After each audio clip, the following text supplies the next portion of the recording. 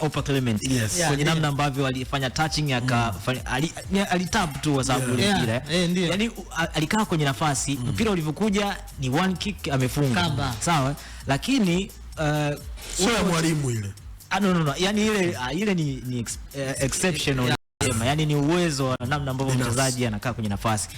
Unaona mfano kama nimemtaja Noela Luhala, kuna wakati alikuwa yuko na mpira ile amecheza tayari Lithuania, aina ya football yao Europe, manake ni kwamba tunaweka mpira chini tunaanza pasi moja moja. Asilimia kubwa ya wachezaji walikuwa wamejifunga.